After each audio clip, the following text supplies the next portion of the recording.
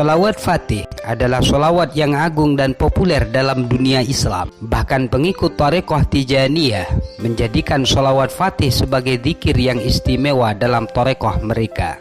Sholawat Fatih juga disebut dengan sholawat Al-Bakriyah, dan ada juga yang menamakan dengan Al-Yaqutatil Faridah atau mutiara yang tidak ada duanya. Dan ada juga yang menyebutkan dengan Sayyidus Sholawat atau pemimpin dari seluruh sholawat. Sholawat Fatih ini disusun oleh seorang ulama besar dan dikenal sebagai waliullah pada abad ke-10 Hijriah, yaitu Al-Imam Syamsuddin Muhammad bin Abil Hasan Ali bin Muhammad Al-Bakri Asy-Syafi'i. Berikut redaksi sholawat Fatih dan terjemahannya.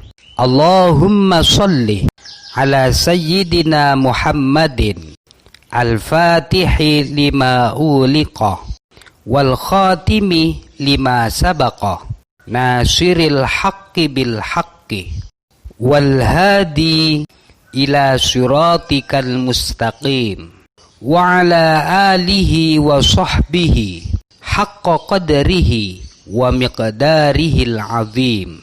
Artinya, ya Allah, limpahkanlah sholawatmu kepada junjungan kami Nabi Muhammad, pembuka sesuatu yang terkunci, penutup sesuatu yang terdahulu, penolong kebenaran dengan kebenaran, pemberi petunjuk ke jalanmu yang lurus, serta kepada keluarga dan para sahabatnya, sesuai dengan derajatnya yang sebenarnya dan kedudukannya yang agung. Khasiat sholawat Fatih.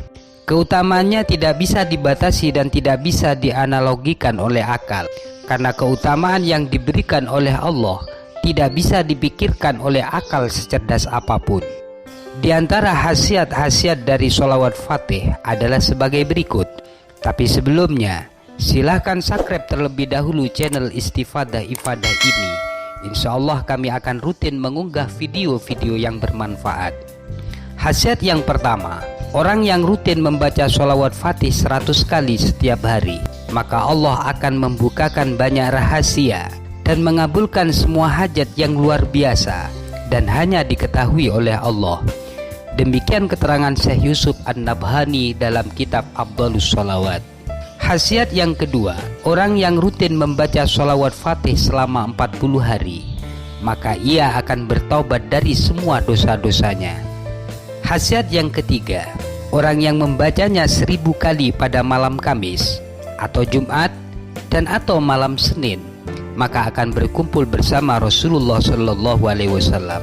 Membaca 1000 kali tersebut dilakukan setelah mengerjakan sholat 4 rakaat. Pada rakaat pertama membaca surat Al-Qadr, pada rakaat kedua membaca surat Zalzalah, pada rakaat ketiga membaca surat Al-Kafirun, dan pada rakaat keempat membaca surat Muawwidzatain atau Al-Falaq dan An-Nas. Masing-masing surah tersebut dibaca sebanyak 3 kali. Setelah sholat, membaca sholawat Fatih di atas sebanyak 1000 dan disertai dengan pembakaran dupa. Demikian keterangan dari Imam Ash-Shawi dalam kitab Asrarur Rahbaniyah. Khasiat yang keempat, untuk melepaskan semua kesulitan, semisal agar dapat segera membayar hutang, urusan yang sukar segera mendapat solusi, agar rizkinya bisa lancar, dan lain sebagainya. Untuk memperoleh sesuatu yang dimaksud, sebaiknya sholawat Fatih dibaca secara rutin di tengah malam sebanyak 100 kali selama 40 hari. Khasiat yang keenam, apabila sholawat Fatih dibaca setelah sholat subuh sebanyak 21 kali, Allah akan memberi luas rizkinya, sabar hatinya, selamat dirinya dan keluarganya dari segala macam bencana.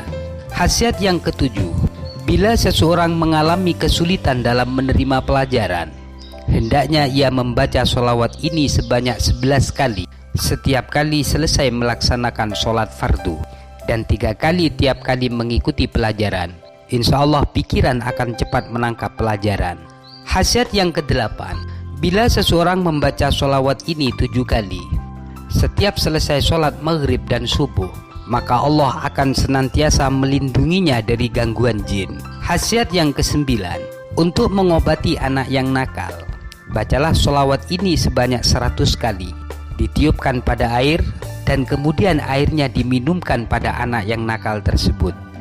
Bacalah sholawat ini sebanyak 3 kali dan kemudian tiupkan pada telinga kanan dan telinga kirinya.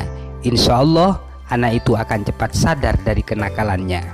Dalam sholawat Al-Fatih ada kalimat Al-Fatih artinya pembuka, Al-Khatim artinya penutup, Nasir penolong, dan Al-Hadi yang memberikan petunjuk.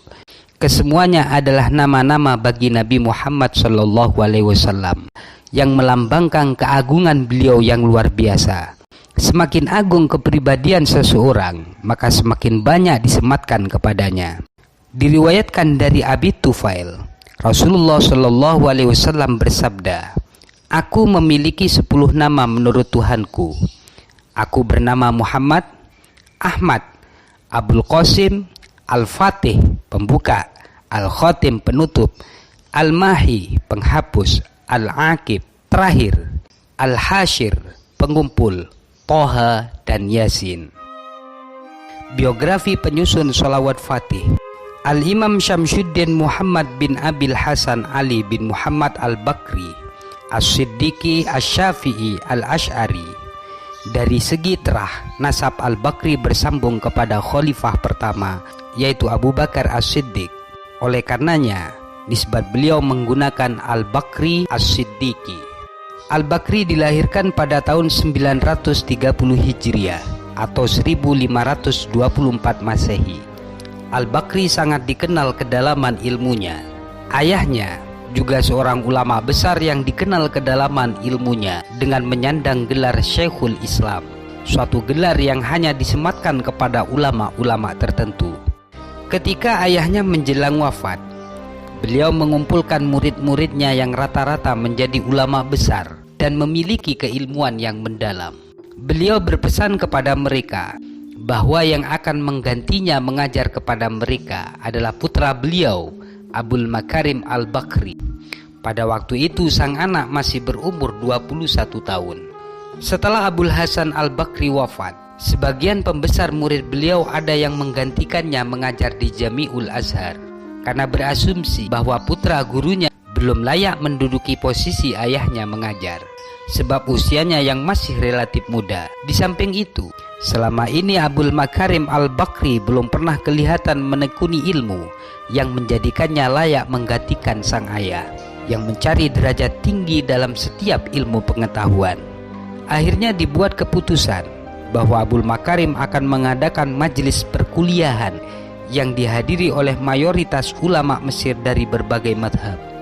Setelah para ulama menghadiri majelis perkuliahan yang direncanakan, Abul Makarim memulai memberikan kuliah dalam bidang tafsir.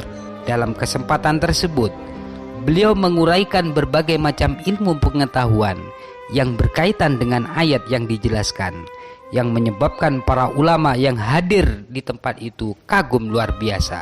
Mereka belum pernah mendengar seorang pengajar yang lebih fasih, lebih mendalam, lebih kuat, lebih luas, dan lebih komprehensif dalam uraian dan penjelasan daripada Abul Makarim Al-Bakri. Saat itu mereka mengakui bahwa Abul Makarim lebih berhak daripada mereka dalam memberikan perkuliahan untuk menggantikan ayahnya. Selain belajar kepada ayahnya, Abul Makarim juga belajar kepada Syekhul Islam Al-Qadhi Zakaria Al-Ansori. Abul Makarim tidak hanya mencapai puncak dalam ilmu pengetahuan, bahkan dalam dunia spiritual kaum sufi, Abul Makarim juga tercatat sebagai tokoh sufi yang mencapai puncak tertinggi, di mana sebagian ulama memberinya gelar Qutbul Arifin, gelar tertinggi dalam dunia spiritual kaum sufi. Al-Bakri wafat pada tahun 993 Hijriah atau 1586 Masehi di Mesir. Setelah meninggalkan banyak karangan seperti Syarhul Mukhtasar Abi Syuja dalam fikih Syafi'i, diwan kumpulan syair-syair, dan barang tentu adalah sholawat yang terkenal hingga saat ini, yaitu sholawat Fatih.